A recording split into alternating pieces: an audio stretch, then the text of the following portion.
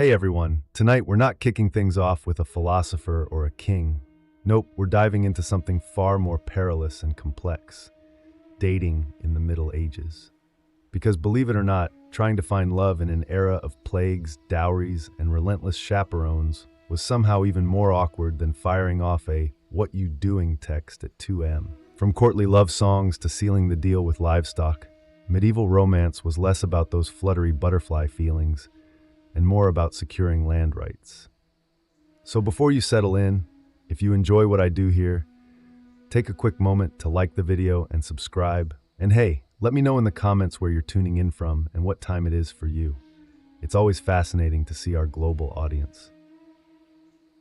All right, dim those lights, maybe switch on a fan for that gentle background hum, and let's ease into tonight's journey. Picture this. You're standing in a medieval village, or perhaps a drafty stone castle, wondering how on earth to find love. Maybe you're thinking of striking up a conversation, complimenting someone's rather stylish hose, or dropping a classic, "Come here often?" Not a chance. If you're in the Middle Ages, dating as we know it simply doesn't exist. There's no flirting, no texting, no long, hopeful walks to see where things might lead. Instead, your parents, your lord, or even your abbot are already busy deciding who you'll marry, when it'll happen, and just how many cows it'll take to make it official. If you're a noble, you've likely been betrothed since before your voice even dropped. You and your future spouse might meet for the very first time on your wedding day. And yes, that's every bit as uncomfortable as it sounds. The whole affair is about land, titles, and forging family alliances, not compatibility or how well they can play a lute solo. Now, if you're a peasant, things are a tad less formal, but only just. Your family still holds considerable sway, and love, well, that's rarely part of the equation. Maybe your parents know a nice girl whose family owns a particularly productive goat. Or perhaps they admire a young lad who can thatch a roof without tumbling off. Boom, you're courting. Lucky you. It's not that folks in the Middle Ages didn't feel romance. They absolutely did. It just wasn't the top priority. The main goals were survival, inheritance, and maintaining social stability. Falling in love before marriage, that was risky. Falling in love outside of marriage, utterly scandalous. Either way, it was generally frowned upon, unless, of course, you were a character in a tragic poem, in which case, go nuts.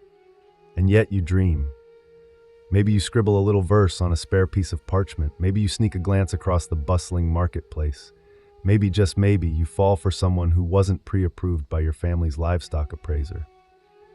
But for now, you wait, you obey, and you try very hard not to fall for the miller's apprentice. Because in this world, while love might be the muse of poets, marriage is the serious business of parents, priests, and politics. So you think someone's cute? Maybe it's the way they expertly balance a basket of onions on their head, or the confident flair with which they beat mud off a rug. Your medieval heart skips a beat. But hold on a moment, because in this era, romance doesn't blossom without a balance sheet. Before you even think about courtship, you'd better ask yourself, what am I bringing to the table? And if your answer is just a charming personality, you might want to take a seat. If you're a young man, you'll need land, or livestock, or tools, or at least a roof that doesn't leak too much. Love letters are sweet, sure, but nothing screams husband material like 2 healthy oxen and a roof that can withstand a bit of a storm. If your father has already promised the best goat to your brother, well, you might want to seriously consider the priesthood. If you're a young woman, your family needs to provide a dowry. This could be coins, clothing, or a suspiciously generous number of geese. It doesn't matter how witty you are. If your family can't pony up the goods, you're likely to spend a long time perfecting your embroidery alone. Now let's imagine you actually like someone who makes your calloused heart flutter. You lock eyes at the well. There's a spark. It's romantic, it's poetic, and it's completely irrelevant. Because unless your families are on roughly equal financial footing, you might as well be falling in love with a cloud. If you're a noble, it gets even more complicated. Your hand in marriage is directly tied to land borders and political favors. You're not just a person, you're a walking, talking treaty.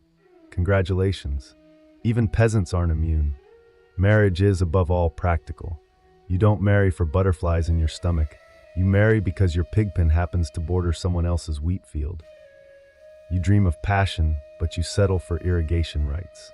And yet, you still try. Maybe you offer a small gift, a carved spoon, a handful of wild berries, or your finest, only slightly cracked mug. Maybe they smile, maybe they don't. But the truth remains. In medieval dating, economics is the language of flirting, and love is just a bonus you hope your spouse develops eventually. So, let's say you're not a peasant worrying about pigs, or a noble entangled in treaties. Let's say you're a knight, shiny armor, big horse, and perhaps some questionable poetry skills. What's your love life like? Welcome to the strange and emotionally draining world of courtly love. Now, this isn't dating. This is performance art. Courtly love was a noble pastime, part flirting, part spiritual suffering, and entirely impractical. You, the brave knight, choose a noble lady, usually one who's already married, by the way, and vow to adore her from a safe distance. Physically, of course not. That would spoil everything. No, you're supposed to suffer, but elegantly. You might compose a few tortured verses about her silver laugh, or how her hair burns like the sun, which in medieval terms just means she has hair and hasn't insulted your family. You wear her colors at tournaments. You pine. You sigh. You occasionally joust someone just because he glanced at her a little too long. The lady's role in all this? She's supposed to pretend this is all terribly flattering while maintaining a level of icy detachment that would give a glacier a chill. She might respond with a letter, a token, perhaps a ribbon, but mostly she'll just remain mysterious and unattainable, which is the entire point. The emotions run high, but actual contact is minimal at best. You might get a nod from across the hall, or perhaps a finger brushed against your gauntlet during a feast. Anything more, and suddenly it's not courtly love anymore. It's a scandal, or worse, adultery. And nobody wants that, at least not officially. This whole charade worked best when everyone involved agreed it was mostly pretend. It was a way to express longing, devotion, and creative angst, all without disrupting the established social order, a medieval venting mechanism, if you will. Was it dramatic? Absolutely. Did it involve more poetry than practicality? Constantly. But for a knight stuck between battles and boredom, courtly love gave you something to write about and someone to write for. Just don't expect a happy ending, or a kiss, or even sustained eye contact. So, you've fallen for someone. Great. Now comes the truly tricky part. Expressing that affection in a society where touching someone's hand without a chaperone is basically a declaration of war. Welcome to the medieval solution. Tokens. Think of it as 12th century texting. Slow, confusing, and wide open to wildly inaccurate interpretations. Let's say you're a knight, hopelessly in love with Lady Marjorie of, well, whatever her last name is. You can't speak to her alone, and your poems keep getting intercepted by her confessor. What do? You send her a glove, or maybe your embroidered sleeve. Nothing says I love you like mailing someone a piece of your wardrobe. And if you're on the receiving end, congratulations, you now own a sweaty linen sleeve you didn't ask for, and you carry the romantic burden of pretending you know what it means. Is he confessing his love, asking for a favor, suggesting a joust? Who knows? Women gave tokens too, a ribbon, a lock of hair, a tiny pendant. It was sentimental, sure, but also deeply strategic. Give the wrong guy the wrong token, and suddenly you're spoken for by someone with a lazy eye and a serious drinking problem. Tokens were meant to be subtle. A glove pinned to your chest, a ribbon tied to your sword hilt. Everyone knew what it signified, yet no one actually said what it signified. The more cryptic, the better. It was less about clear communication and more about plausible deniability. Oh, this glove? No, it's not from Lady Joan. It just appeared on my pillow, scented with lavender. Completely random. For commoners, tokens were simpler. Maybe a wood carving or a handkerchief you stitched when you weren't busy milking something. It was still romantic, just with more calluses involved. Tokens were also risky. Giving one to the wrong person could spark rumors. Receiving one you didn't want meant figuring out how to politely return someone's sock without insulting their entire lineage. But for all the awkwardness, these tokens carried real emotional weight. They were symbols of love in a world that didn't leave much room for it. So, you finally muster the courage to talk to your crush. Maybe you offer them a flower or quote a little bad poetry you definitely didn't steal from a traveling minstrel. You're ready for a moment of intimacy. Unfortunately, you're not alone. Welcome to the world of medieval dating surveillance, where love is never blind. It's heavily monitored by your mother, your priest, a nosy cousin, and sometimes all three at once. Let's say you're a young woman of marrying age. You're never just going for a walk.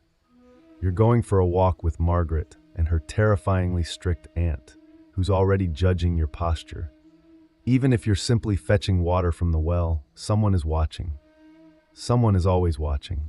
It's less like dating and more like espionage.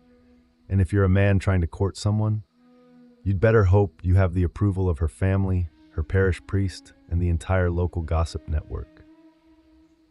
You show up at her house with flowers and her father's just inside the door, conspicuously sharpening something. Her mother's pretending to stir a pot that hasn't boiled in 3 hours, and the village priest just happens to be passing by on his way to morning prayers at sunset. The logic behind all this supervision was straightforward.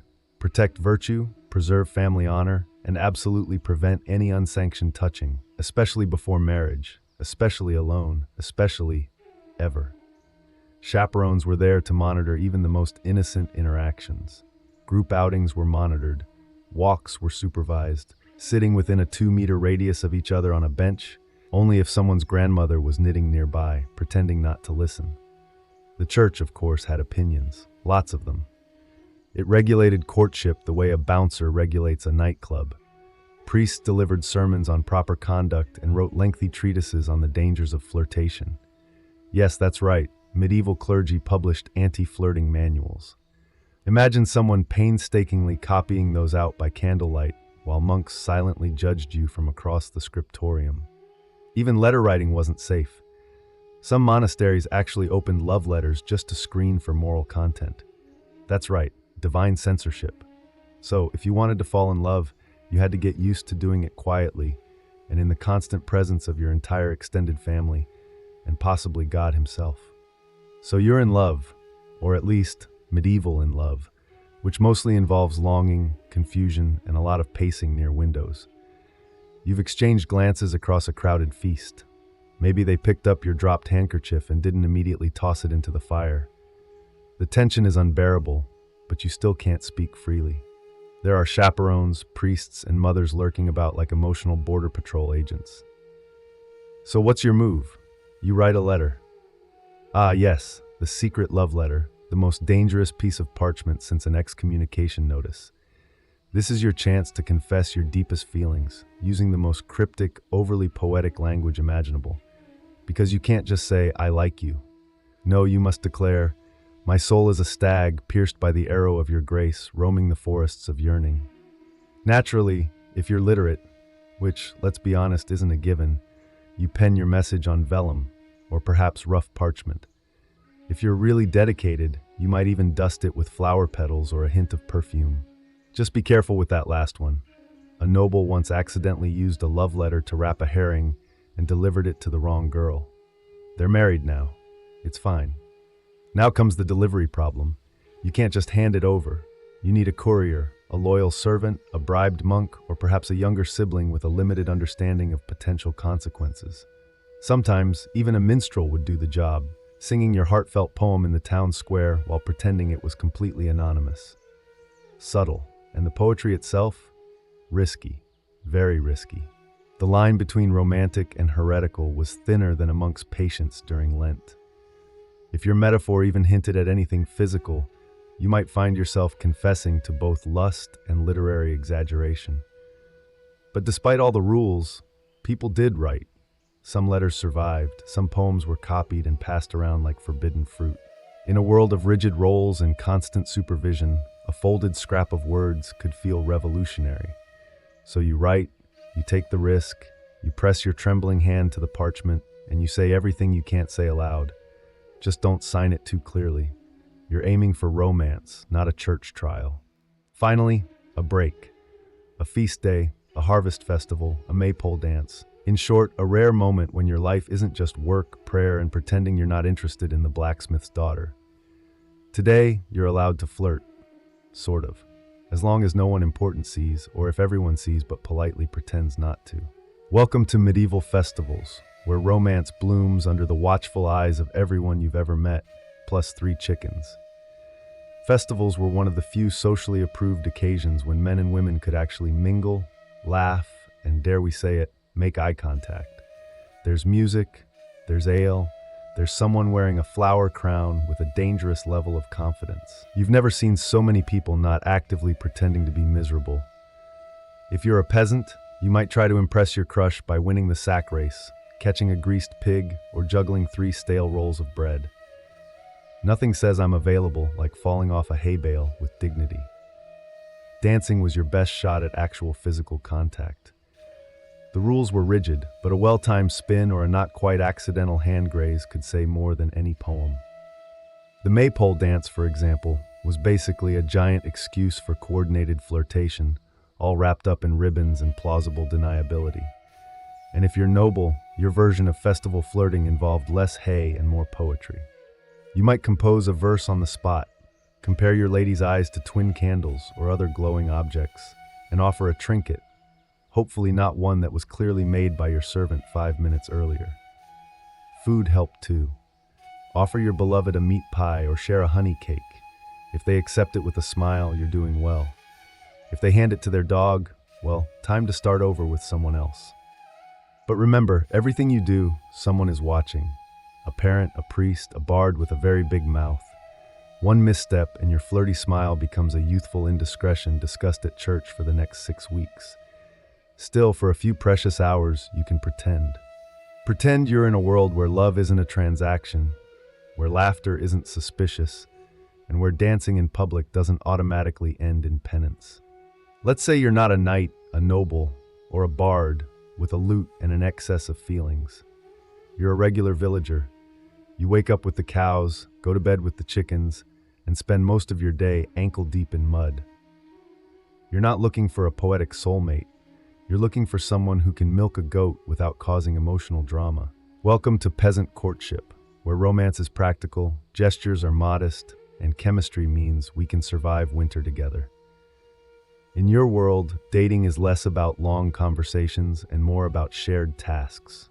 You notice someone you like because they work hard, don't complain much, and possess a decent set of teeth. That's it. That's the entire checklist. You're not picky, you're realistic. You don't need fireworks. You need someone who can gut a fish and ideally doesn't snore too loudly. So, how do you show interest?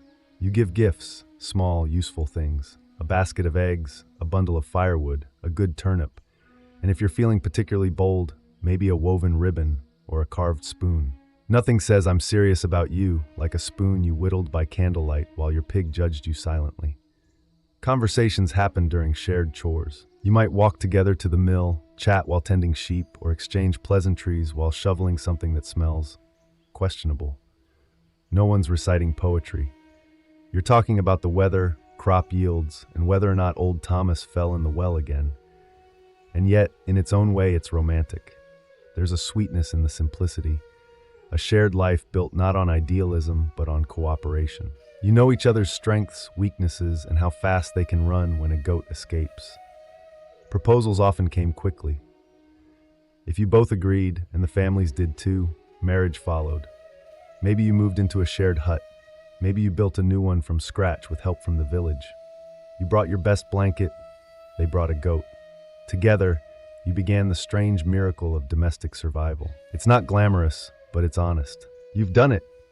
You've found someone who can cook, clean, tolerate your family, and doesn't visibly recoil at the sight of your feet. True love, right? Now it's time to get married.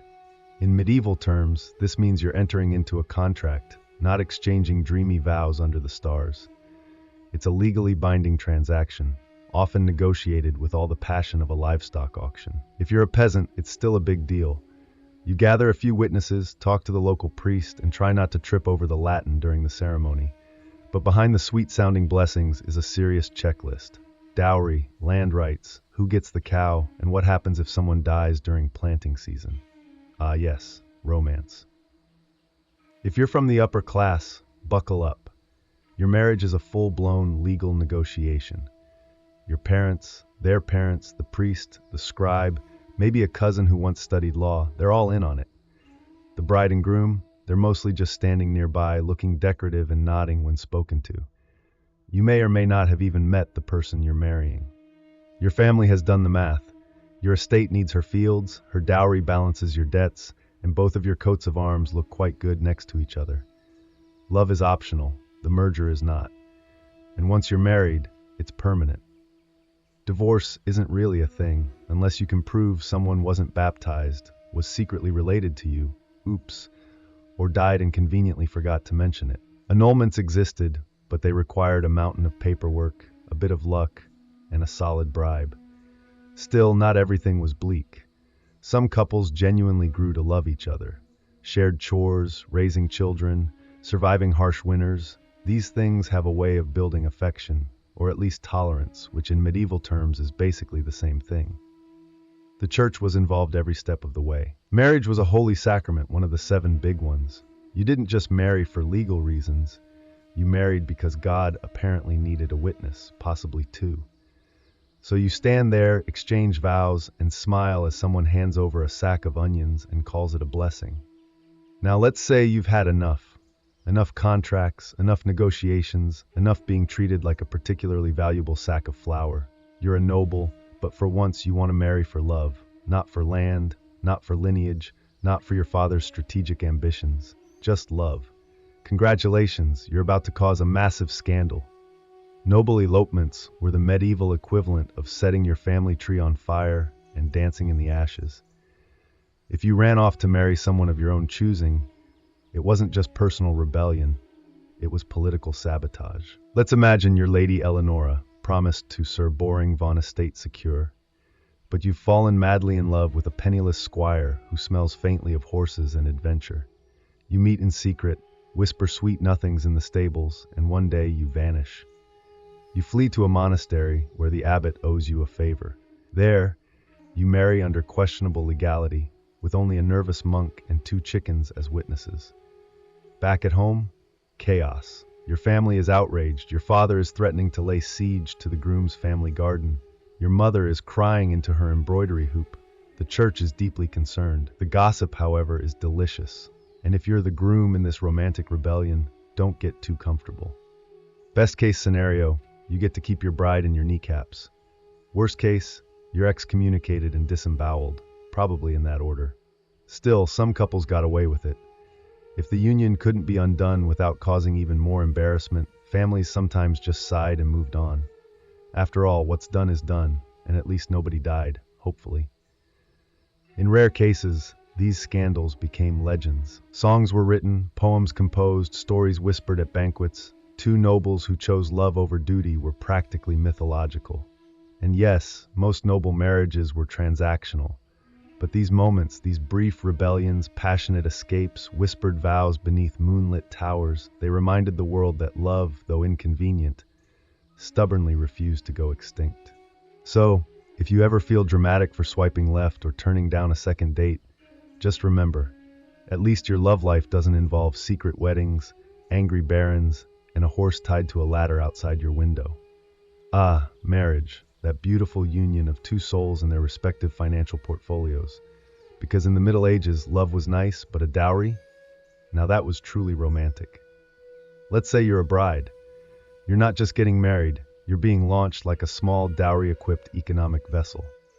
Your family prepares your dowry, money, livestock, land, linens, a cow or 2, depending on how lovable they think you are, and maybe even a set of pewter dishes if they're feeling particularly generous. These offerings go to your future husband, who accepts you and your portable wealth with open arms and a mental calculator. Now, flip the scenario. In some cultures or regions, it's not the bride's family providing the goods, it's the bride price. The groom pays her family for the honor of marrying her, effectively saying, "Here's a horse, a cloak, and 3 pigs. Now give me your daughter." Medieval romance at its finest. The point is, someone is paying someone. You're getting married and there's absolutely a receipt involved. These exchanges weren't just about wealth, they were about status, expectations, and public statements. A large dowry might indicate a bride came from a prestigious family. A stingy one might suggest they were trying to offload her quickly, possibly due to suspicious personality traits or a habit of talking back. As the bride, you didn't usually get to keep your dowry. It became part of the household economy, managed by your husband, guarded by the law, and hopefully not gambled away on dice and ale within the first month of marriage. If the marriage ended through death, annulment, or your husband wandering off to join a monastery after a midlife crisis, your dowry could theoretically be returned. But retrieving it was often harder than pulling a sword from a stone. You'd need support, legal backing, and ideally someone who could read.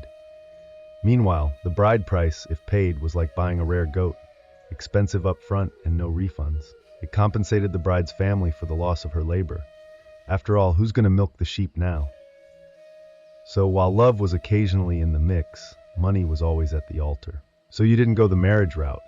Maybe you were the second son, or your dowry was suspiciously small, or you just really liked chanting. Either way, you've joined a monastery or convent. Congratulations, you've now taken a vow of poverty, chastity, and an aggressive disinterest in romance. And yet, here you are, in a stone cloister, surrounded by silence, candle smoke, and Brother Anselm's unexpectedly soulful eyes. Yes, even behind monastery walls, forbidden love found a way. To be clear, falling in love in a religious order was deeply discouraged. Like, you might get whipped, exiled, or lectured by someone with a Latin name. Discouraged. You've sworn to give your heart entirely to God, which means giving it to literally no one else. But hearts are unruly things, and sometimes prayers start sounding a lot like love poems. Maybe it starts with innocent tasks, passing each other bread in the refectory, whispering during vespers, laughing a little too hard when someone drops a hymnal. Before you know it, you're tucking extra cheese into Sister Beatrice's satchel and questioning everything. Some monks and nuns wrote passionate letters, disguised, of course, as theological musings. Your soul is a shining light in the darkness of my contemplation sounds holy, unless you read between the lines, and many did. There were, inevitably, scandals. Secret meetings in the herb garden, midnight confessions that weren't strictly sacramental, and the occasional gasp-worthy discovery of a nun with a suspiciously round belly. The punishment was usually harsh: exile, public penance, or being reassigned to some far-off abbey known mostly for its sheep and silence. Still, not all stories ended in disgrace. Some lovers escaped, a few even got married after being defrocked. Most, though, returned to their cloisters, red-faced and redevoted, swearing that the whole thing was just an overzealous theological debate. Because in the end, monastic life was about discipline, but humans are humans, even in robes, even in silence. And sometimes a quiet glance across the chapel was more thrilling than any tournament or courtly poem. You did it. You got married. There was a priest, a pig roast, and someone spilled meat on your mother's only nice cloak. But now it's been a few months, or maybe years, and something feels off. Maybe your spouse snores like a dying lute. Maybe they forgot to mention their chronic gambling problem. Or maybe you've just realized that marrying for land and sheep doesn't automatically result in romantic bliss. Either way, welcome to the world of medieval marital disappointment. Now, don't go reaching for the divorce papers because they don't exist. At least, not in any form you'd recognize. Marriage was a sacred and unbreakable bond, approved by the church, sealed by God, and enforced by public shame. You could try for an annulment, but you'd need a very good reason. We don't get along simply doesn't cut it. You'd have to prove that one of you was underage, already married, too closely related, which happened disturbingly often, or, best case scenario, that the marriage was never consummated, which meant someone had to confirm that fact in writing, possibly under oath. Good luck with that. If you're a noble, it gets even messier. Your marriage wasn't just personal, it was political. Trying to escape it could start a feud, ignite a scandal, or even launch a minor war. Best to just quietly resent each other and attend separate feasts. So, what did unhappy couples do? Mostly they just endured. You sleep in different beds, you sigh dramatically at dinner, you pour your feelings into embroidery or that one really angry psalm. Passive aggression becomes your love language. Of course, affairs happened, usually quietly, sometimes spectacularly. Nobles had secret lovers, peasants had suspiciously helpful neighbors. The church condemned it, of course, but that didn't stop people. It just made them better at sneaking around barns and blaming things on God's mysterious will. For women, getting out of a bad marriage was especially hard. Even if your husband was violent or simply vanished, society expected you to stay loyal, silent, and mildly pious while surviving off bread crusts and disapproval. Still, some people made it work. Marriages weren't always happy, but they could become partnerships, forged by hardship, habit, and the shared experience of hauling firewood in the pouring rain. Let's say your spouse dies. Maybe it was the plague, maybe a farm accident, maybe they tripped over a goose in the dark. However it happened, you're now widowed, and suddenly, the medieval dating pool reopens. Being a widow in the Middle Ages was oddly liberating. Not do whatever you want liberating, but certainly offering more freedom than you had before. For women especially, widowhood often brought a taste of independence, managing land, making decisions, even speaking in public without being immediately shushed. And if you were youngish and still had most of your teeth, you could remarry quickly, very quickly. Mourning periods existed, but so did survival instincts. A widow with land and no husband was basically a walking treasure chest. Suitors appeared with alarming speed, some sincere, others just very enthusiastic about your dairy cows. If you're a man and recently widowed, society practically shoves you back into marriage. Who else is going to cook, clean, and raise the 11 children you somehow accumulated? So you start looking. Maybe the baker's daughter, or that quiet widow who always brings suspiciously good mead to the market. Romance in second marriages could be surprisingly sweet. This time around, you're older, wiser. You're not being pushed into an alliance. You're choosing someone to survive with, maybe even someone you genuinely like. Wild concept. Of course, there were rules. The church frowned on remarriages that happened too quickly, like your spouse isn't even cold yet quickly, and widows often had to negotiate with family over dowries and inheritance. Nothing says romantic second chance like arguing with your brother-in-law over who gets to keep the butter churn. But still, second marriages were common, even expected. Life was short, winters were long, and no one wanted to spend them alone if they didn't have to. And yes, love was part of it. Maybe not the swooning sonnet writing kind, but the quiet kind, based on shared stories, mutual respect, and the understanding that both of you had already seen some things. So you light the fire, pour the soup, and try again. Not because it's perfect, but because it's human. You've made it this far. You've survived the contracts, the courtships, the chaperones, and possibly a dramatic barn elopement. But before you fall for someone new, ask yourself the most medieval question of all. Are you cosmically allowed to love this person? Because in the Middle Ages, love wasn't just a matter of the heart. It was a matter of stars, bones, and whether or not your grandmother saw a fox this morning. Let's begin with astrology. Yes, before you even thought about kissing anyone, you might want to consult the local monk astrologer. Are your signs compatible? Is Venus in retrograde? Was your beloved born under an unlucky moon? If so, better to marry someone less cosmically cursed. Love is hard enough without planetary sabotage. Then there were birthmarks. Mysterious little symbols that might identify you as your soulmate's long-lost twin, or perhaps their destined executioner. Superstitions were flexible like that, but the church had its own extensive checklist. You couldn't marry your cousin, or your second cousin, or your fourth cousin twice removed, unless you had special permission, which the wealthy often conveniently bought because loopholes. So before things got serious, you'd probably need to draw up a detailed family tree and then discreetly erase certain parts of it. Social status also mattered deeply. A noble could not fall in love with a peasant without it being declared either a miracle or a serious moral failing. Cross-class romance was rare, scandalous, and only really acceptable if it later became a tragic folk song. And then there were the omens. If a raven flew overhead while you were thinking about someone, bad sign. If you dropped bread at dinner while glancing at your crush, forget it, that's a cursed union. Someone might bury a charm under your doorstep to protect you from improper suitors, or conversely, to sabotage your chances. Either worked. Love in this world wasn't just personal, it was mystical. Everyone had an opinion. The stars, the saints, the weather, and that one woman in the woods who definitely wasn't a witch, except she probably was. But despite all the rules, signs, and whispered warnings, people still loved, clumsily, bravely, and often against all advice. Because medieval or not, the heart remains wonderfully, stubbornly disobedient. You've probably heard of Alexander the Great, maybe even Julius Caesar, but have you ever heard of the woman who allegedly chopped off the head of Cyrus the Great and dunked it in a skin of blood? Her name was Tamiris, and she didn't rule from a gilded throne or within high-walled cities. No, her court was the open sky, her army was the wind, and her power came not from titles, but from pure, unshakable authority.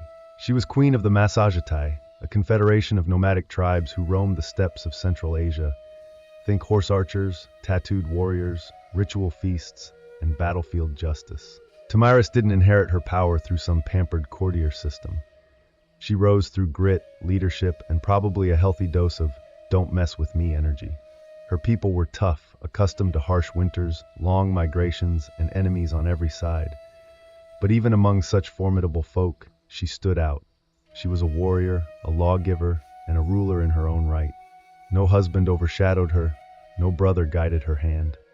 Now, to be clear, much of what we know about Tamiris comes from the Greek historian Herodotus, a man not exactly known for his rigorous fact-checking.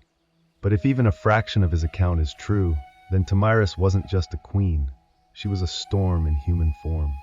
At the heart of her story is this: a foreign superpower was growing stronger by the day, the Achaemenid Persian Empire, led by Cyrus the Great. He had already conquered Lydia and Babylon, and now his gaze turned east. The Massagetae were next on his list. But Cyrus didn't fully understand what kind of woman he was dealing with. Before the first arrow flew, before the first spear shattered, and before her son's death changed everything, Tamiris was already preparing for war. Not because she craved conquest, but because she refused submission. She wasn't just defending territory, she was defending a way of life. And as Cyrus would soon learn, there are some queens you just don't invade. Cyrus the Great had a reputation. He wasn't just any king, he was a conqueror's conqueror, the kind of man who could stroll into ancient cities, topple empires, and still get remembered fondly by historians. So when he looked east toward the land of the Massagetae, he didn't exactly expect resistance. After all, who could possibly say no to the man who had taken Babylon without even breaking a sweat? Cyrus sent a polite offer first, because of course every good imperialist starts with a smile. He proposed a political marriage between himself and Tamiris. Now you might think that sounds romantic, but Tamiris saw right through it. She understood that this wasn't about love or even alliance, it was about control. If she married Cyrus, her kingdom would become just another province of the Persian Empire, and she, a mere trophy queen. She declined firmly. Cyrus, unaccustomed to rejection, didn't take it well. If he couldn't charm her into submission, he would take her kingdom by force. He crossed the Araxes River, which separated his empire from the lands of the Massagetae, and established a foothold. But Tamiris wasn't idle. She gathered her warriors, consulted her chiefs, and prepared for what she knew was coming: war. Then came the bait. Cyrus, under the guidance of his general Harpagus, laid a trap. He left a portion of his army behind in a lavish camp, overflowing with wine and food, luxuries that nomads rarely indulged in. Tamiris' son Spargapises led a detachment to investigate. They raided the camp, took the supplies, and fatally drank the wine. The Persians returned at just the right moment. Drunk, disoriented, and unprepared, Spargapises and his men were overwhelmed. He was captured alive. When Tamiris heard the news, her world cracked. This wasn't just a military loss, it was deeply personal. Her son, her heir, was now a prisoner in Persian hands. She sent a message to Cyrus: "Give me back my son and leave. If you do not, I swear by the sun, the master of the Massagetae, I will give you your fill of blood." Cyrus didn't listen. Spargapises, ashamed of his capture, killed himself while in Persian custody. Tamiris had just lost her only son, and now she was out for blood.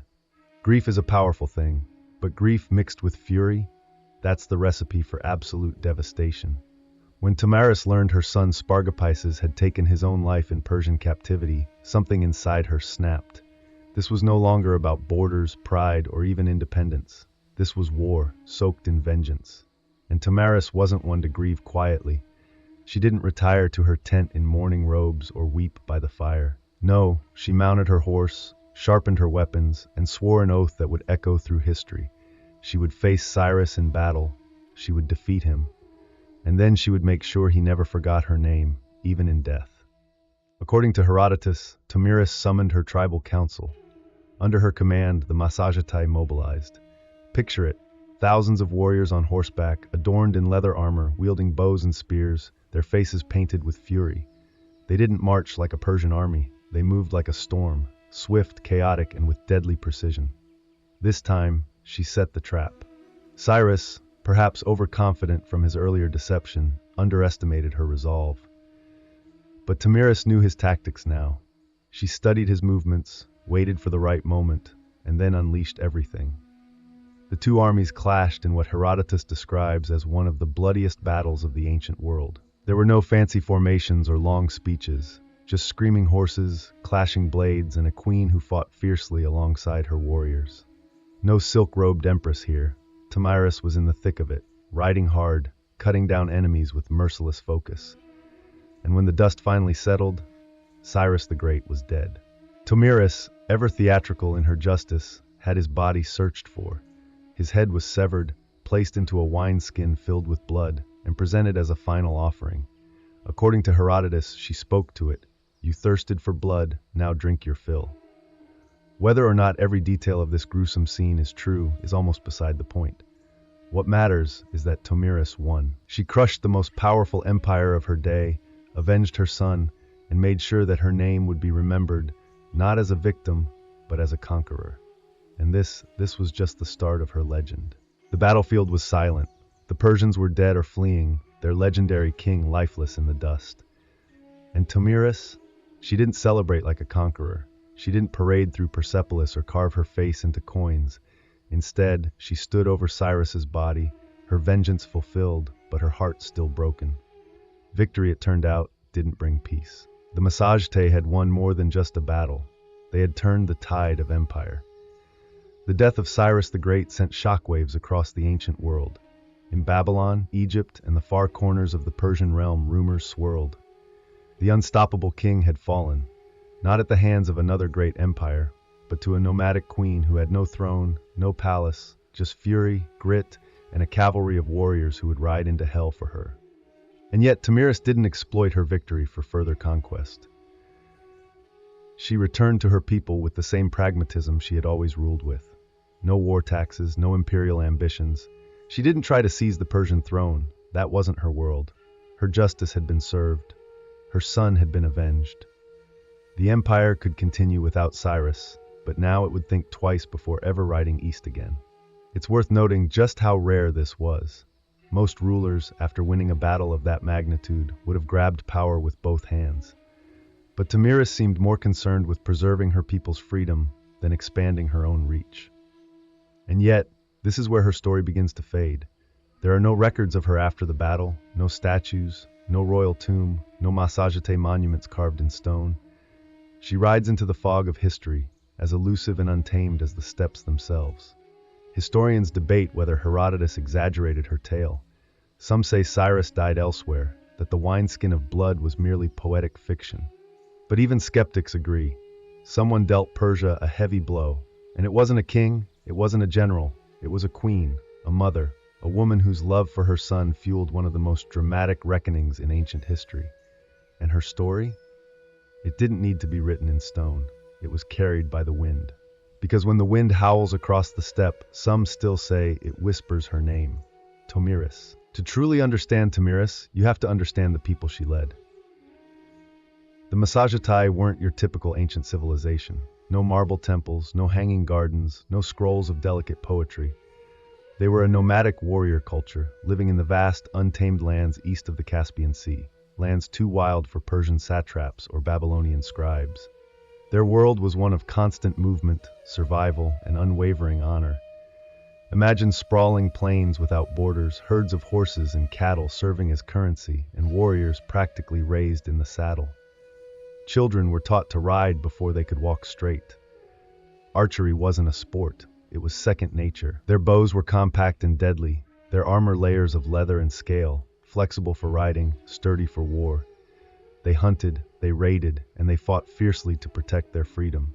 And unlike many patriarchal societies of the time, Massagetê women could and did fight. That wasn't an exception, it was expected. Warrior women weren't legends, they were your neighbors. So, when Tamiris picked up a sword and led her people into battle, no one raised an eyebrow. She wasn't pretending to be a man or defying norms. She was the norm, just sharper, smarter, and far more dangerous than most. Their society valued strength but also justice. Crimes were punished harshly but fairly. Property was often communal. What mattered most was loyalty to the tribe and the ability to defend it. Kings and queens ruled, yes, but through consensus, not tyranny. Leaders had to prove themselves through deeds, not just bloodlines. And as for religion, they were sun worshippers. Tamiris, in her famous warning to Cyrus, swore by the sun, the master of the Massagetê. The sun was life, light, and justice, the divine judge of all oaths. To break one's word was to spit in the face of the heavens. In short, Tamiris wasn't some anomaly. She was the ideal embodiment of her people, fierce, principled, and proud. She didn't rise to power in spite of being a woman. She rose because she was exactly the kind of leader the Massagetê revered. While the Persians had bureaucracy, the Massagetê had freedom. And in one brutal, history-defining clash, that freedom held its ground. Because when you come from a land where the wind never stops and the sky is your only ceiling, submission is simply not an option. You know what's strange? Everything we know about Tamiris, her epic battle with Cyrus, her son's tragic death, that infamous wineskin full of blood, it all comes from one man, Herodotus. Now, Herodotus is often called the father of history, which sounds impressive until you realize he's also the father of hearsay, myth, and a healthy dose of dramatic flair. The man loved a good story, and if that story involved divine omens, gory revenge, or queens shoving severed heads into bags of blood, well, even better. So, how much of Tamiris's tale is actually true? That depends on how much you trust a Greek historian writing decades after the events, who had probably never met a single Massagetê in his life. Herodotus relied on second-hand accounts, travelers' tales, and whatever rumors were swirling around the Persian Empire at the time. To him, history wasn't just a record, it was a performance. Still, here's the thing, he chose to tell her story. In a world brimming with male warlords, tyrants, and kings, Herodotus went out of his way to spotlight a steppe queen who brought down one of the greatest rulers in history. That's not nothing, but let's zoom out. Why did this particular tale spread so widely? Simple, it had everything. A noble woman, a tragic son, a cunning enemy, a battle to the death, and a gory finale worthy of any Greek tragedy. If you were living in Athens or Thebes and heard this tale from a traveling bard, you'd remember Tamiris forever. Not because she wore a crown, but because she dared to defy a superpower and won. And over time, her story morphed. Medieval chronicles painted her as a savage Amazon. Renaissance artists depicted her drenched in blood, holding Cyrus's head like a gruesome trophy. She was exotic, fearsome, iconic. Yet through all the retellings, something real clings to her legend. Maybe not the exact dialogue, maybe not the wineskin, but the bones of the story. The queen, the sun, the war, the victory, feel too specific, too human to be pure invention. In the end, Herodotus didn't just preserve Tamiris, he mythologized her. And while that may blur the lines between fact and fiction, it also ensured that her name would live far longer than Cyrus's imperial edicts. Because history forgets generals, but it remembers vengeance. For a queen with no surviving monuments, Tamiris has haunted the imagination of empires for over 2,000 years. Renaissance painters adored her. She was a dramatic muse, perfect for the bloody climax of a canvas. In 1622, Rubens painted her calmly holding a severed head while courtiers looked on in awe. In another depiction, she stands regal and composed while Cyrus's decapitated head is ceremonially dunked into a golden vessel brimming with blood. Tasteful? Maybe not. Memorable? Absolutely. To European artists, Tamiris wasn't just a historical figure. She was symbolism incarnate, a woman who punished pride, a savage noble, a cautionary tale, a feminist icon, depending on who was holding the brush. Writers loved her too. In the 18th and 19th centuries, she appeared in plays, novels, and philosophical tracts. Enlightenment thinkers debated whether she was proof that women could govern wisely or a stark reminder of what happens when emotions rule leadership. Either way, she stayed in print. But oddly enough, her own people left no records. The Masajte faded from history, absorbed or erased by later nomadic cultures. No carved inscriptions, no burial mounds with gold plaques saying, Tamiris was here. Her memory survived entirely through outsiders' eyes, and yet she kept reappearing. In Soviet-era Central Asia, Tamiris was reclaimed as a symbol of resistance against imperialism. Statues of her were erected in Kazakhstan and Turkmenistan. Modern scholars re-evaluated her, not as a bloodthirsty barbarian, but as a legitimate head of state, a woman who ruled, led armies, and negotiated from a position of strength. She has appeared in everything from documentaries to video games. In one moment, she's a playable leader in a strategy game. In the next, she's being analyzed in academic journals on gender and power. That's range. And here's the strange part. We still don't even know what she looked like. No coins, no busts, no carvings. But we know what she stood for. Strength, vengeance, autonomy, legacy. In a world that forgets queens who behave, Tamiris is remembered because she did not. She didn't ask to be part of history's art gallery. She kicked the door down and posed for the bloodiest portrait ever painted. Tamiris wasn't the first woman to lead warriors into battle, and she certainly wasn't the last. But history tends to treat women like her as exceptions, isolated flashes of power in a predominantly man's world. The truth? Tamiris was part of a long, often overlooked lineage of women who ruled through the sword.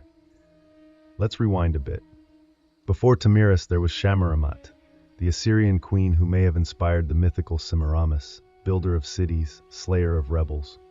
Around the same era, the Scythians, cultural cousins of the Massagetai, had female warriors buried with weapons, their skeletons showing clear signs of battle injuries. These weren't ceremonial roles. These women fought, bled, and died on horseback. And after Tamiris came more. Boudica, the Celtic queen who led a fiery revolt against the Roman Empire in the 1st century CE, is often compared to her. Like Tamiris, Boudica's war was sparked by personal loss. Her daughters were assaulted, her land seized. Her response? She burned Roman settlements to ash. The parallels are uncanny. Grief, vengeance, and an empire too arrogant to see what was coming. There's also Zenobia, queen of Palmyra, who in the 3rd century CE defied Rome itself and carved out her own mini-empire in the east. She minted coins with her face. She declared independence. She made the emperor come to her. What binds all these women together, Tamiris included, isn't just power, it's audacity. They led in eras that pretended leadership belonged exclusively to men. They wielded authority not as caretakers or stand-ins, but as strategists, generals, and rulers in their own right. And while many male leaders were praised for their conquests, these women were often labeled dangerous, unnatural, savage. Why? Because they won. Tamiris wasn't an outlier. She was part of a global, centuries-long pattern of women who rose in times of crisis and made kings bleed. Her story, preserved by Greek pens and modern imagination, reminds us that female leadership wasn't rare. It was just rarely recorded. So when you picture ancient warfare, don't just see helmets and beards. See a queen on horseback, bow in hand, blood in her eyes, and understand Tamiris wasn't alone. She was just one of the few they couldn't erase.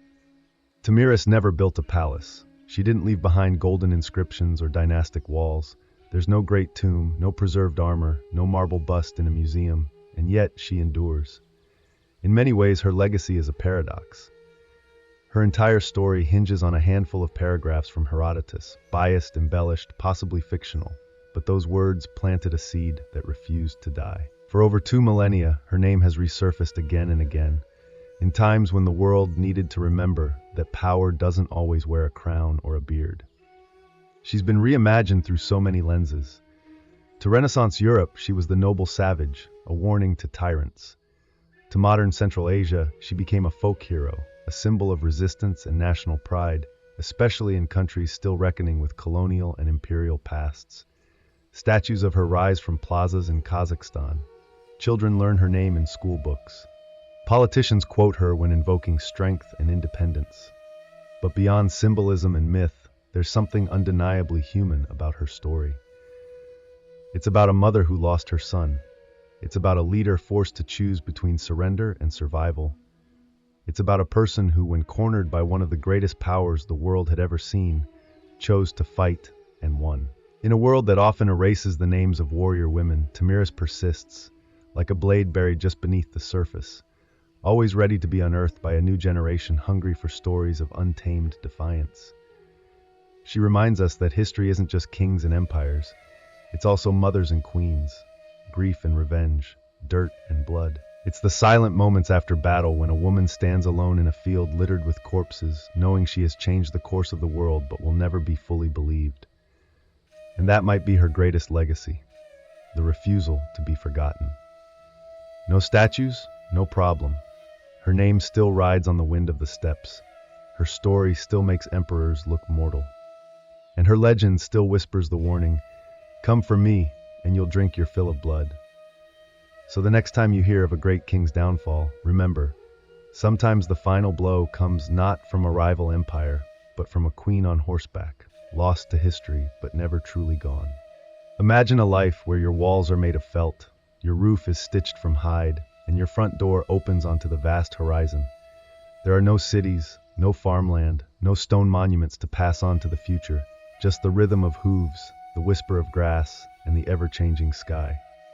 For ancient nomadic cultures, permanence was a myth, and mobility was strength. From the Eurasian steppes to the Arabian deserts, ancient nomads shaped entire civilizations without leaving behind a single marble temple. These weren't aimless wanderers, they were strategic movers, guided by the seasons, the grazing patterns of their herds, and an intimate understanding of the terrain. Their homes were yurts, tents, or wheeled wagons, foldable fortresses designed for life on the move. Cattle, sheep, goats, and above all horses were the pillars of nomadic life. A person's wealth was counted in livestock, not land. Horses were more than tools, they were companions, weapons, and status symbols. To ride well was to survive, to ride best was to rule. But being mobile didn't mean being disorganized. Nomadic societies had complex social structures. Power usually flowed through clans and tribes, with leadership often based on merit and influence rather than strict heredity. A chief or khan might rise through tactical brilliance, oratory skill, or sheer charisma. Loyalty was personal, earned in campfire councils and on wind-scoured battlefields. And far from being isolated from the world, nomads were its connective tissue. They moved silk from China, spices from India, silver from Persia, and unfortunately slaves from Europe. Nomadic caravans and traders were the original transcontinental couriers, long before empires caught on. And when trade broke down, they raided, swift, strategic, and terrifyingly efficient. Their history wasn't written in stone, it was sung, recited, and remembered. Elders passed down legends and laws through oral tradition. A tribe's entire legal system, history, and identity could be carried in the mind of a single bard or elder. Stories weren't just entertainment, they were instruction, governance, and identity. In the eyes of settled empires, nomads were unpredictable, alien, and dangerous. But to themselves, they were guardians of freedom, masters of adaptation, and heirs to the wind. They left few ruins behind, but they reshaped the world every time they rode. Long before the Mongols thundered across Eurasia, the Scythians ruled the windswept steppe. Between the 9th and 2nd centuries BCE, these nomadic warriors dominated the lands stretching from the Black Sea to the edges of Central Asia.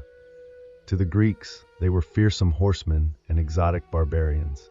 To themselves, they were a people of freedom, vengeance, and fierce pride. Scythian society was built around mobility and often violence. Their horse culture was unmatched. Boys learned to ride before they could walk properly. Their weapons were practical and deadly. Short composite bows ideal for shooting while galloping at full speed, curved swords, battle axes, and iron-tipped spears. And the Scythian warrior wasn't always a man. Archaeological finds confirm what Herodotus hinted at. Women fought too. Some graves reveal female skeletons buried with weapons, showing battle wounds that only came from real combat. They didn't build cities, but their kurgans, burial mounds, have preserved their legacy. Beneath these mounds, archaeologists have found stunning gold artifacts, intricate tattoos on preserved skin, embroidered garments, and elaborate weaponry. Their art style, full of swirling animals and predatory symbolism, reflects a life bound to nature and the hunt. But the Scythians weren't just wild raiders. They were also diplomats, mercenaries, and traders, especially with Greek colonies along the Black Sea. They sold furs, slaves, and grain, and in return, imported wine, pottery, and luxury goods. Greek writers both admired and feared them. Herodotus wrote of their strange customs, like drinking the blood of enemies or using scalps as napkins, but he also praised their sense of justice and loyalty to kin. Their religion was primal and animistic. They worshipped gods of war, fire, and fertility. Some rituals involved cannabis smoke, others horse sacrifice. Their worldview was cyclical and tied to the land, not in terms of ownership, but of sacred movement. Eventually, they faded, pressured by other nomadic groups like the Sarmatians and boxed in by growing empires. The Scythians dissolved into history, but they set the standard for the steppe warrior archetype, a mobile, deadly, fiercely independent fighter with no master and no fixed home. They didn't write books, but when you see a mounted archer silhouetted against the steppe, that shadow is Scythian. They were the storm before the empire. While the Scythians ruled the grasslands, the Bedouins carved their legacy into sand. Originating in the vast deserts of the Arabian Peninsula, the Bedouin were not merely wanderers, they were engineers of survival, mastering some of the most inhospitable terrain on Earth. Unlike the mounted thunder of steppe nomads, Bedouin life was often quieter, more deliberate. It was built around the rhythms of the desert, drought and rainfall, grazing routes, and the movements of stars. Their home was the black goat hair tent, or Beit al-Sha'ar, portable, breathable, and easy to pack. Life moved with the camels, known as the ships of the desert. Camels were transport, food, clothing, and currency, all rolled into one. The Bedouin were famed for their tribal structure. Everything revolved around the clan. Loyalty to kin came before all else. Honor, or sharaf, wasn't just a word, it was the social glue. A single insult could start a blood feud, but generosity to guests, karam, was just as sacred. A stranger could expect food, water, and protection for 3 days, no questions asked. Their warfare was rooted in the raid, or gazu, fast, strategic attacks designed to capture goods and livestock without unnecessary bloodshed. Battle wasn't about mass slaughter, it was about survival, prestige, and honor. A successful raid elevated a man's status. A failed one could stain a tribe's reputation for generations. But Bedouin life wasn't all conflict and sandstorms. It was rich in oral tradition. Poets were warriors of words. Their verses preserved history, shamed enemies, and praised heroes. Poetry was passed from memory to memory, often performed in a song-like cadence around the fire. Some poems became tribal law, others became legend. Trade caravans also passed through Bedouin lands. These tribesmen served as guides, protectors, and sometimes smugglers, moving goods like incense, spices, and silk from southern Arabia to the Levant and beyond. They knew every oasis, every star path. Their knowledge was legendary and often expensive. Though many Bedouins later integrated into cities and empires, they maintained a fierce sense of identity. Even today, the black tent and tribal codes remain symbols of Bedouin pride. They weren't just survivors of the desert, they were its soul. No nomadic people have ever reshaped the world quite like the Mongols. In the 13th century, these steppe riders erupted out of the plains of Mongolia and carved out the largest contiguous land empire in history. But their roots were no different from the other nomadic cultures they followed, mobile, clan-based, and fiercely adaptive. Life on the Mongolian steppe was brutal and demanding. The Mongols lived in gurs, circular felt tents that could be assembled in under an hour and packed onto a cart the next morning. Their herds, horses, yaks, goats, sustained them, and their children were raised in the saddle. Riding was a skill learned before literacy. In fact, most Mongols couldn't read, but they didn't need to. Their knowledge was encoded in songs, proverbs, and collective memory. What made the Mongols different was how they weaponized mobility. Under Genghis Khan, tribal divisions were shattered and reorganized into a new merit-based system. Loyalty to tribe was replaced by loyalty to the Khan, and with that the world changed. Mongol warfare was a ballet of speed and deception. Their horse archers could fire accurately at full gallop, execute fake retreats to lure enemies, and travel over 100 miles a day. But they weren't just raiders, they were strategists. They used scouts, spies, signal flags, and psychological warfare with terrifying precision. Once they began conquering cities, they adapted quickly. Siege engineers from China and Persia joined their ranks. The Mongols learned how to build catapults, flaming arrows, and battering rams, and used them with chilling efficiency. But here's the twist. They weren't just destroyers. The Mongol Empire connected the world in ways never seen before. They revived and protected the Silk Road, ensuring safe passage from China to Europe. Goods, ideas, and even diseases like the Black Death traveled their vast network. They introduced paper currency, passport systems, and a surprising degree of religious tolerance across their realm. A Muslim merchant, a Christian priest, and a Buddhist monk could all travel safely under Mongol rule, as long as they didn't rebel. And yet, they remained nomads at heart. Even as they governed empires, Mongol rulers still returned to their tents, their herds, and the open steppe. They conquered cities, but never truly belonged to them. Because no matter how high they climbed, they always rode with the wind at their backs. To the sedentary empires, nomads were either useful or dangerous, and sometimes both at the same time. But to nomads, the line between trade and raid was wonderfully negotiable. One day, they'd escort your caravans across the desert. The next, they'd plunder your border towns. It all depended on the mood, the season, and frankly, how well you paid.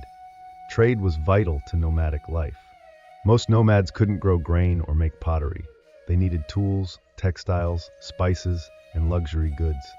In exchange, they offered livestock, furs, leather, salt, and exotic items like falcons or rare horses. Some traded directly with empires. Others operated as middlemen between distant regions, forming crucial links along the Silk Road, the incense route, and other transcontinental paths. But these weren't simple merchant caravans. They were armed convoys, ready to defend themselves or attack, depending on the situation. A tribal leader might negotiate with a border governor one week, then raid his storehouses the next. Empires called this treachery. Nomads called it options. The Scythians, for example, traded grain and gold to Greek cities along the Black Sea. But if a city tried to cheat them, they burned it. The Bedouins protected incense and spice caravans across Arabia, unless someone failed to pay protection fees. Then, the camels mysteriously changed direction. The Mongols, under Genghis Khan, initially tried peaceful trade with the Khwarezmian Empire, but when their merchants were executed, they responded by annihilating entire cities. To the nomadic mind, trade was personal and political. It wasn't just business, it was a reflection of respect. If a sedentary kingdom treated the nomads as equals, commerce thrived. If they disrespected them, the punishment was swift and usually delivered on horseback. This tension gave rise to a strange relationship. Border economies, towns and cities on the edge of nomadic zones often became hybrid spaces, half military outpost, half bustling market. Governors bribed chieftains, tribes traded news, horses, and intelligence. Sometimes marriages were arranged to seal fragile peace. This dance between trade and raid wasn't a flaw in nomadic life, it was a feature. It allowed them to negotiate power without occupying territory, to influence empires without building them, and to remain fluid in a world that worshipped walls. They didn't need to conquer cities, they just needed cities to keep watching the horizon. In a world without libraries, scrolls, or printing presses, how do you preserve your history? For nomadic cultures, the answer was simple and incredibly powerful. You remember it. Oral tradition wasn't just a storytelling tool for ancient nomads. It was their library, courtroom, constitution, and mythos, all rolled into one. From the Scythian grasslands to the Mongol plains and the Bedouin deserts, memory was sacred, and the tongue was often sharper than the sword. Elders were more than just old men and women. They were living archives. They knew lineages stretching back a dozen generations, war stories that shaped tribal identity, and proverbs that guided decisions in peace and battle alike. These weren't mere campfire tales told for amusement. These were lessons, warnings, and laws. Among the Bedouins, poetry was king. A well-crafted verse could shame an enemy, honor a fallen warrior, or even settle a dispute. Poets or shairs were advisors to tribal leaders, often remembered more clearly than many chiefs. Their words could ignite war or stop it cold, and their memory, flawless. Entire epics were passed down, word for word, generation after generation. The Mongols were no different. The great work known as The Secret History of the Mongols was first preserved orally, only written down much later. It tells not just the rise of Genghis Khan, but the cultural values of loyalty, fate, revenge, and ambition that defined their world. It isn't a dry historical record. It's a living saga, originally recited by heart to teach and unify. Even the Scythians, who left almost no written records, maintained detailed oral accounts of their migrations, battles, and alliances.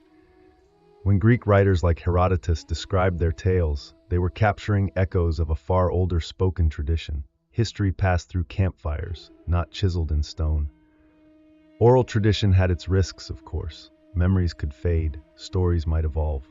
But it also had one massive advantage. It lived. It was adaptable, flexible, and deeply human. It allowed nomadic societies to retain their identity even after migrations, defeats, or cultural absorption. Empires may have fallen and their archives turned to dust, but nomadic stories survived, not because they were written down, but because they were woven into breath. And as long as someone remembered, nothing was truly lost. In many ancient civilizations, women were confined to the background, silent, veiled, or restricted behind palace walls. But in nomadic societies, the story was often very different. On the move, everyone worked, and that meant women often held significant power too. From the Scythians to the Mongols, archaeological and historical evidence shows that nomadic women were not just mothers and wives. They were riders, warriors, shamans, diplomats, and even clan leaders. Life on the move didn't allow for idle hands. Every member of the community, regardless of gender, had to contribute to survival, warfare, and governance. Take the Scythians, for example. Burial sites across the Eurasian steppe have revealed women buried with swords, arrows, and armor, their bones showing injuries clearly sustained in combat. These weren't symbolic burials. These women fought. Greek historians were so intrigued, and perhaps terrified, that they crafted entire myths about Amazons, fierce warrior women supposedly descended from these nomadic tribes. In Mongol society, women managed the encampments while the men were away raiding or conquering. But even at the highest levels of power, women left their mark. Genghis Khan's daughters and daughters-in-law often ruled territories, led armies, and conducted crucial diplomacy. One of the most powerful women in Mongol history, Sorghaghtani Beki, was a brilliant strategist and kingmaker who raised emperors and brokered vital alliances. Among the Bedouins, women had fewer public leadership roles, but still wielded considerable influence through poetry, family alliances, and the sacred traditions of hospitality. A woman's tent was her domain. Her ability to manage resources, uphold honor, and raise future warriors made her a central figure in tribal life. In some tribes, women could even initiate divorce, control property, and own camels, the ultimate symbol of wealth and survival. Religion also provided avenues for nomadic women to exercise spiritual authority. In various Turkic and Siberian steppe cultures, female shamans played crucial roles as healers, spirit guides, and keepers of ancestral wisdom. They weren't fringe mystics. They were respected pillars of the community. In short, mobility created necessity, and necessity often gave rise to a greater degree of equality, or at least a different kind of power balance than was seen in most settled empires of the time. The unpredictable nature of nomadic life demanded flexibility. If a man fell in battle, a woman often stepped up, without ceremony, without asking permission. In these windswept societies, a woman could be the hand that rocked the cradle and the hand that drew the bow. For nomadic peoples, spirituality was not tied to temples or sacred buildings. It was woven into the land, the sky, and the journey itself. When your life is in constant motion, your gods ride with you. Nomadic belief systems were typically animistic and nature-based, rooted in the cycles of the seasons, the behavior of animals, and the rhythms of survival. The wind wasn't just weather, it was a messenger. Mountains were guardians, rivers carried spirits, fire was sacred, life was a constant dialogue with the unseen. Among the Scythians, as described by Herodotus, worship centered on a pantheon of gods tied to the natural world. Tabiti, the goddess of the hearth, likely equivalent to Hestia, and Papaios, the sky god, among others. Rituals often involved horse sacrifice, cannabis smoke, and sacred oaths sworn under the open skies. Their spiritual world was visceral, earthy, and direct. No priests in elaborate robes, just warriors and shamans calling to the heavens. The Bedouins, before the rise of Islam, practiced a form of polytheism centered around local deities and tribal idols. But above all, they revered the unseen, the mysterious forces of fate and nature. Jinn, or spirits, were believed to dwell in rocks, windstorms, and lonely places. Poets and seers were thought to be inspired, sometimes even possessed by these entities. Hospitality wasn't just a custom, it was a spiritual obligation. In Mongol culture, the spiritual world was structured around Tengrism, the worship of Tengri, the eternal blue sky. Tengri wasn't a god you prayed to in a temple. He was the sky itself, ever present, watching, and judging. Genghis Khan claimed his right to rule came directly from Tengri.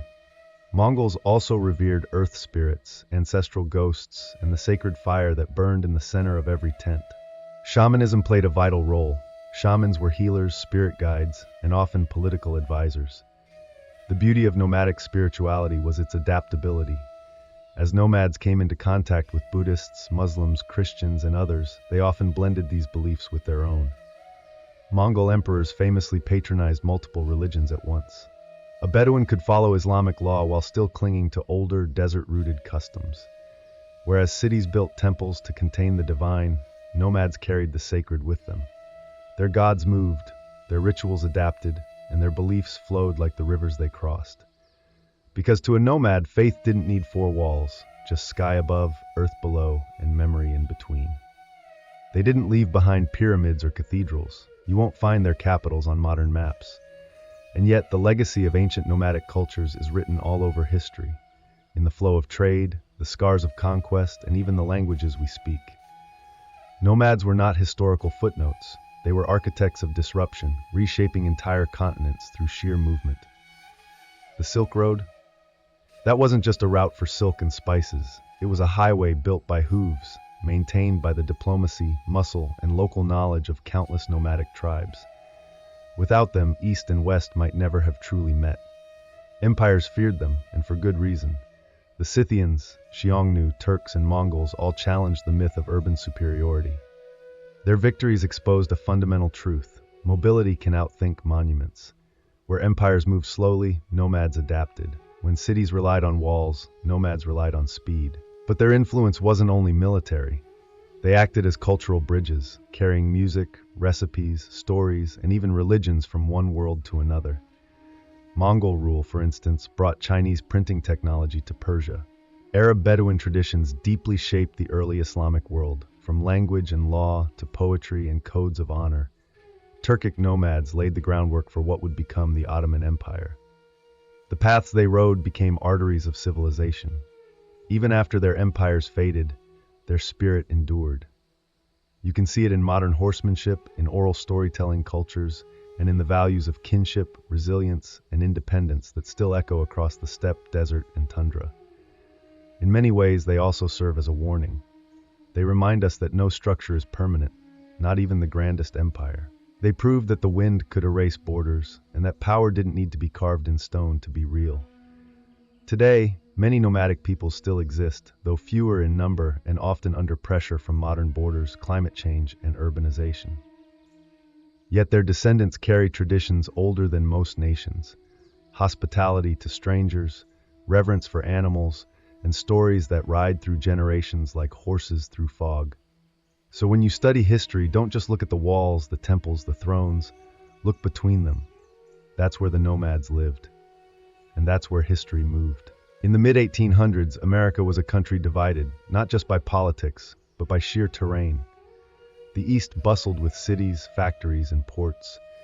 The West was a wild, beckoning expanse of mountains, deserts, and gold fields. And between them stretched over 1,700 miles of unforgiving wilderness.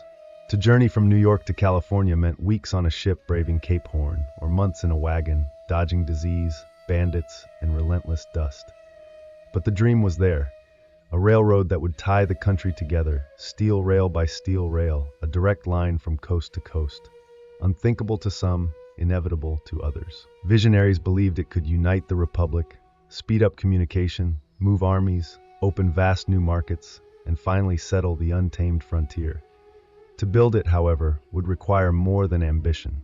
It would take staggering amounts of money, labor, land, and political will. That last part, political will, arrived with the Civil War. In 1862, while the nation was tearing itself apart, Abraham Lincoln signed the Pacific Railway Act. The law authorized two railroad companies, the Union Pacific and the Central Pacific, to start building from opposite ends of the country. The Union Pacific would head west from Omaha, Nebraska. The Central Pacific would push east from Sacramento, California. They would meet somewhere in the middle.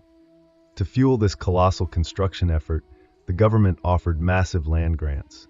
For every mile of track laid, each company received up to 640 acres of public land, plus generous loans. The race was on, not just to unite the country, but to claim land, money, and a monumental place in history. On paper, it was a marvel of infrastructure. In reality, it was about to become one of the most grueling construction efforts in American history. Workers would blast through mountains, bridge vast plains, and brave bitter winters and scorching deserts. Thousands of immigrants and laborers would be brought in to do the backbreaking work. The rewards would be monumental, but so would the human cost. And for the indigenous nations living on the land where the tracks would cut through like a scar, this was not progress. It was a dire warning. In 1862, the idea still sounded like an audacious gamble. But within 7 short years, 2 lines of steel would meet in the Utah desert and change America forever. While the Union Pacific had the relatively flat plains of Nebraska stretching before them, the Central Pacific faced a far more brutal challenge from the very start: the Sierra Nevada mountains. These weren't gentle hills. They were towering granite peaks, prone to avalanches, massive snowdrifts, and terrain that would break both backs and spirits. And this was all before dynamite was even invented. Construction began in Sacramento in 1863, but the real wall stood just 80 miles east. The Sierras were a formidable barricade, and every mile of track laid felt like a war waged against nature itself. To conquer this colossal obstacle, the Central Pacific needed labor, a lot of it. At first, they hired mostly Irish immigrants and other white laborers, but many quit, unable or unwilling to face the grueling, perilous conditions. That's when the company turned to a new workforce: Chinese immigrants. By 1865, over 10,000 Chinese laborers were toiling on the railroad, making up more than 80% of the Central Pacific's entire workforce. They were paid less than white workers, often lived in more dangerous conditions, and faced deep-seated racism. But they proved indispensable, showing incredible skill, endurance, and discipline. Their work was nothing short of heroic, yet horrific. They carved tunnels through solid rock using only hand tools and black powder. The most infamous of these, Tunnel Number 6, took nearly 2 agonizing years to complete. In winter, snowdrifts reached 40 feet. Workers lived in camps literally buried beneath the snow, connected by vertical shafts that acted like chimneys. Dozens died in avalanches, explosions, and rock slides. And yet, the line advanced. To speed progress, Chinese crews suspended themselves in baskets over sheer cliffs, chipping away at stone inch by painstaking inch. When they couldn't go around a mountain, they went through it. When they couldn't level the terrain, they built massive wooden trestles that soared precariously above ravines. It was some of the most dangerous and underappreciated labor in American history. Few records exist of individual Chinese workers. No statues were built for them at the time. But without their hands, the transcontinental dream would have died, frozen and buried in the Sierras. By 1867, the Central Pacific finally emerged from the mountains. What lay ahead was desert, harsh, dry, and deadly, but flat. The worst was behind them. The race to the meeting point was truly on. While the Central Pacific was battling granite and snow in the west, the Union Pacific had its own gauntlet to run. Starting from Omaha, Nebraska, the company laid track westward through the Great Plains, a land that seemed endless, flat, and deceptively simple. But the challenge here wasn't just the geography.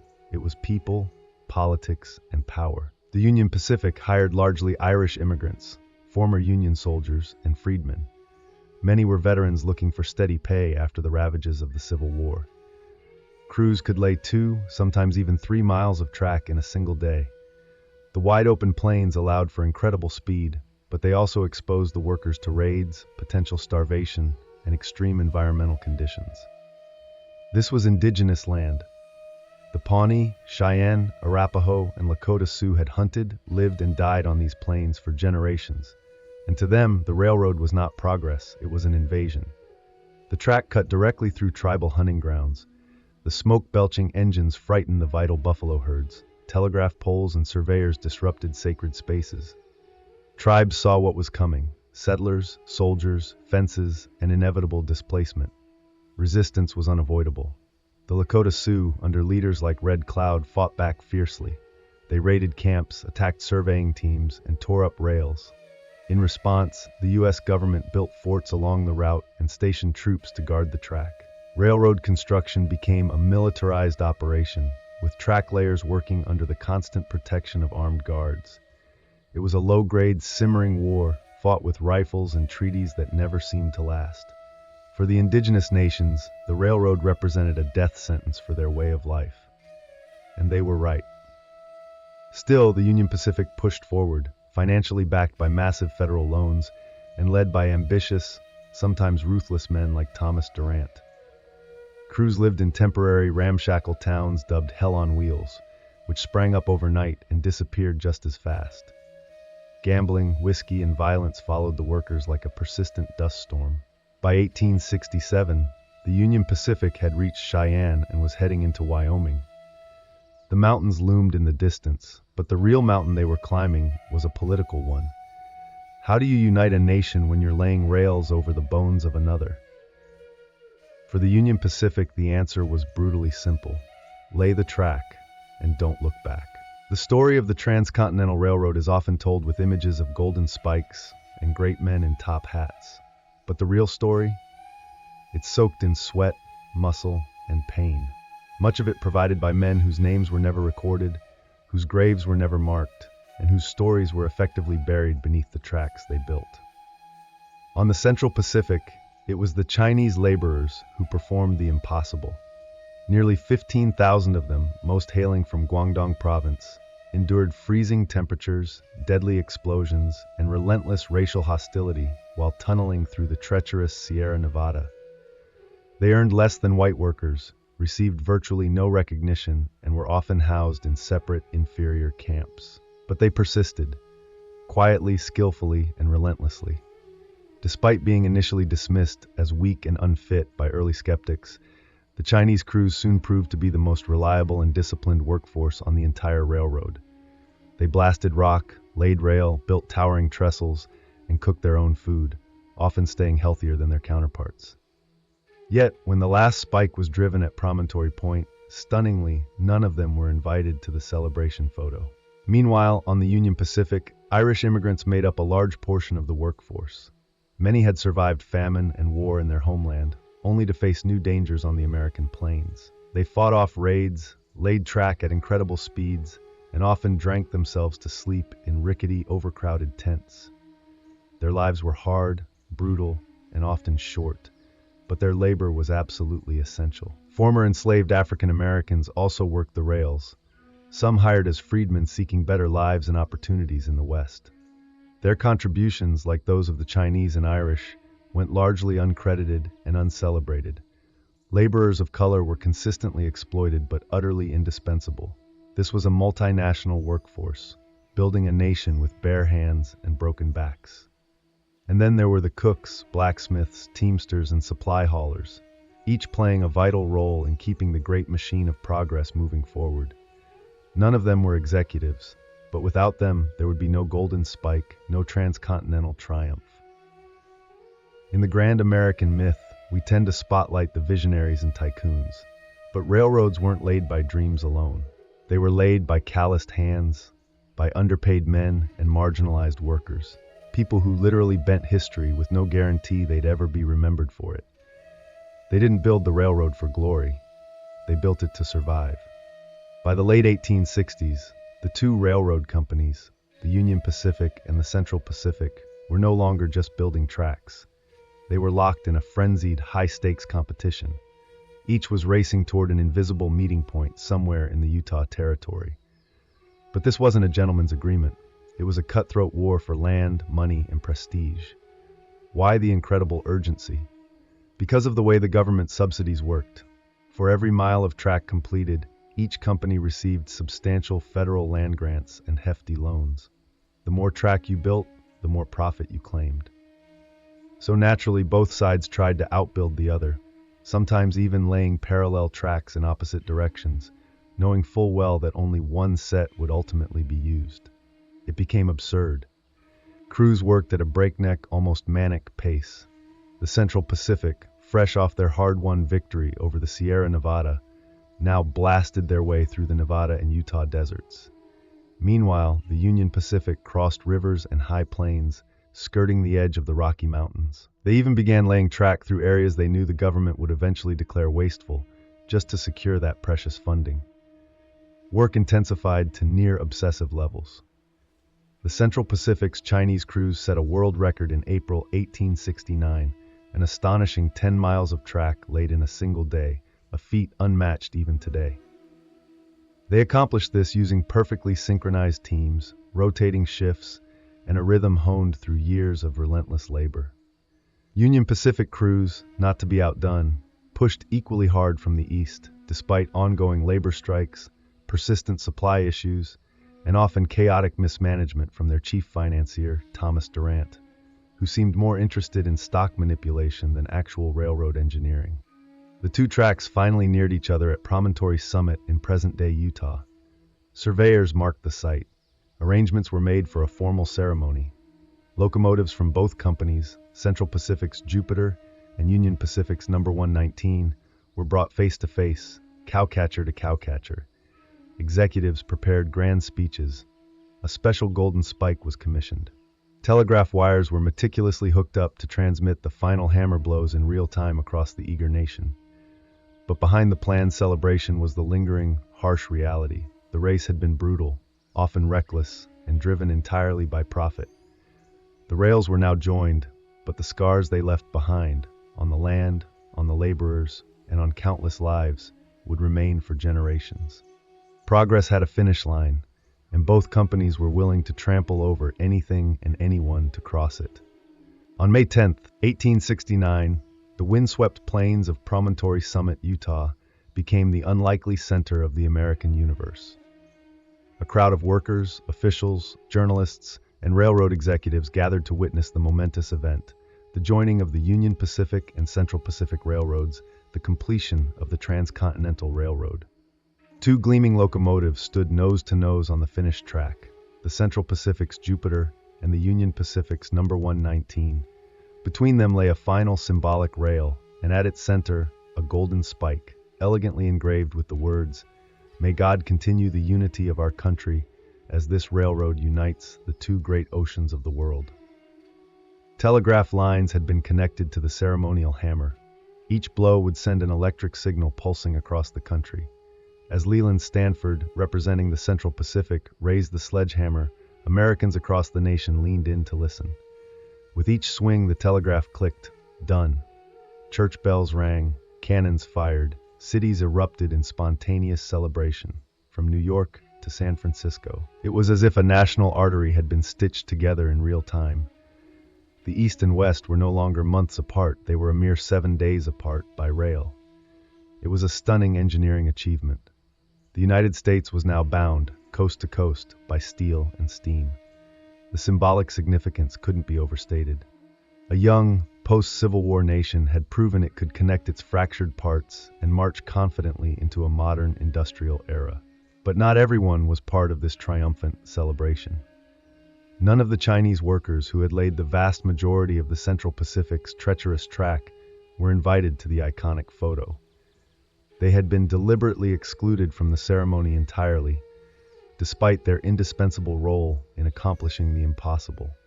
The Irish laborers, freedmen, native guides, and other marginalized workers who had toiled and sacrificed were also conspicuously absent from the frame. In their place stood bearded men in frock coats holding hammers and cigars.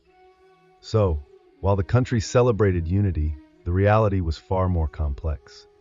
The railroad did indeed connect east to west, but it also sharpened divisions between races, classes, and cultures. It united markets, but at the cost of many human lives, and shattered communities.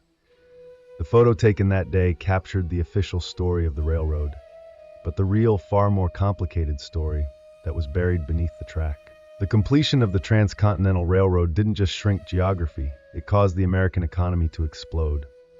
Almost overnight, the United States was no longer a bicoastal nation, awkwardly bridged by vast wilderness. It was now a single economic organism, pulsing with movement, commerce, and unprecedented opportunity. Goods that once took months to transport by wagon or ship could now move from coast to coast in under a week. Agricultural products from the Midwest, wheat, corn, cattle, could be shipped westward to booming mining towns or eastward to the industrial cities. Manufactured goods flowed in the opposite direction. Rail cars replaced oxen, steam replaced sail. What had once been an uncertain, perilous frontier was now becoming a profitable, interconnected supply chain. Towns sprouted like weeds along the railroad towns that grew up almost overnight. Some blossomed into cities, others disappeared as quickly as they came, especially if the rail line shifted. But each one was a node in a rapidly growing network, connected by a steady rhythm of pistons, whistles, and billowing smoke. The railroad also helped fuel industrial growth on a massive scale. Ironworks, coal mines, timber mills, all surged with demand. The constant need for rails, locomotives, and infrastructure created jobs across the nation. Steel barons and railroad tycoons got fabulously rich. Bankers lined their pockets, and small-time entrepreneurs rode the wave, opening hotels, restaurants, and general stores all along the line. Mail moved faster.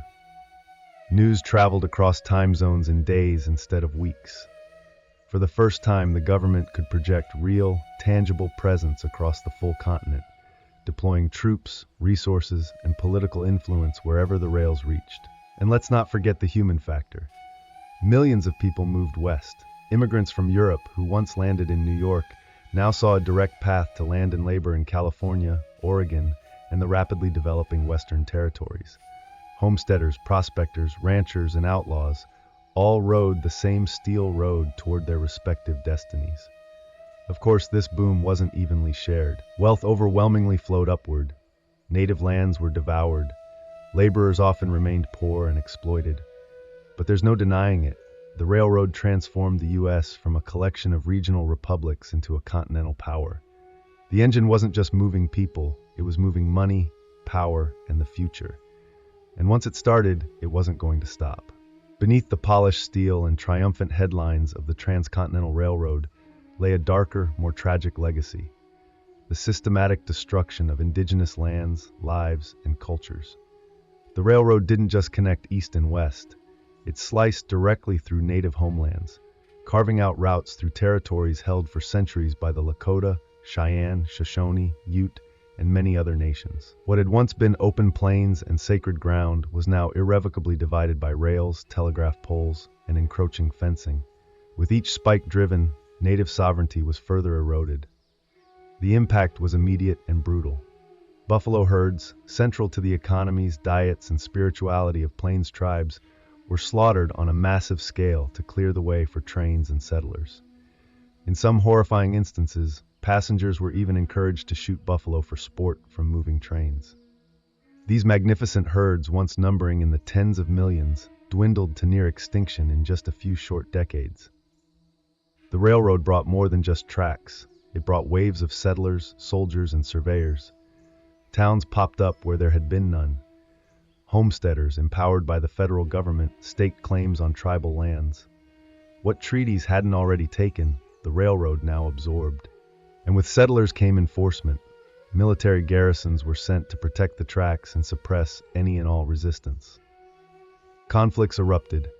The Sioux, Cheyenne, Arapaho, and other tribes fought back desperately in what became a series of bloody wars, some labeled uprisings, others outright massacres. From Red Cloud's War to the Battle of Little Bighorn, the railroads were often both the battleground and the prize. Eventually, organized resistance was crushed. Indigenous nations were confined to reservations, often hundreds of miles from their ancestral lands, on territory that was usually far less fertile or desirable. The psychological toll was immense. Sacred sites were desecrated, ancient hunting patterns were broken, nomadic cultures built around seasonal migration and vast open space were forced into fixed locations, often under constant surveillance and control. And all of it was justified in the name of progress. The Transcontinental Railroad was hailed as a marvel of American ingenuity, but it came at the devastating cost of 1,000 nations' dreams. It wasn't just the iron that cut through the land. It was the erasure of a way of life, replaced by timetables and timbers. History books often praise the railroad for uniting a nation, but for native peoples, it tore theirs apart. When the final spike was driven at Promontory Summit in 1869, it wasn't just the end of a railroad construction project, it was the beginning of a new American identity. Faster, hungrier, and increasingly shaped by the relentless power of steel and steam. The Transcontinental Railroad effectively shrank the country. What had once taken 6 arduous months by wagon or ship now took a mere 7 days by rail. It fundamentally changed how people moved, how goods were exchanged, and how the very idea of distance was understood. Suddenly, the concept of a coast-to-coast nation wasn't a distant dream. It was a daily, tangible reality. The railroad fueled the rise of standardized time zones, initially created to coordinate cross-country travel and commerce. It reorganized agriculture, allowing farmers to send produce quickly and efficiently across state lines to new markets. It powered the Second Industrial Revolution, enabling raw materials to flow efficiently from the resource-rich West into the urban factories of the East. The very rhythm of the country began to match the insistent clatter of trains. Culturally, the railroad reinforced a potent sense of manifest destiny, the widespread belief that America was divinely ordained to span from the Atlantic to the Pacific. It made expansion feel not just possible, but inevitable. With rails stretching across deserts, mountains, and plains, there was no longer a wild frontier in the same way. Everything felt reachable, everything felt claimable. But the railroad also set the template for immense corporate power in America. Massive wealth accumulated at the very top. Men like Leland Stanford, Thomas Durant, and Collis Huntington didn't just get rich, they shaped policy, bought politicians, and built vast empires. Corruption and scandals, like the infamous Crédit Mobilier affair, exposed how deeply railroad interests were embedded within the government, often at the expense of the public good. For laborers, the train tracks marked both grueling opportunity and stark exploitation. For indigenous peoples, it marked the tragic end of a world. For the environment, it brought radical, often destructive change. Forests were cleared, rivers were bridged, buffalo were nearly exterminated. Yet for all its profound costs, the railroad undeniably stitched the fabric of a modern America. It connected immigrants to new opportunities, businesses to expanding markets, and governments to distant, previously unmanageable territories. It transformed an experimental republic into a fully integrated, continent-spanning nation. The iron rails didn't just carry passengers, they carried ambition, destruction, hope, and hubris. The railroad was both a triumph and a tragedy. And once those twin locomotives touched cowcatchers in the Utah desert, the country was never, ever the same again. The nation was transformed not by war or election, but by iron and fire.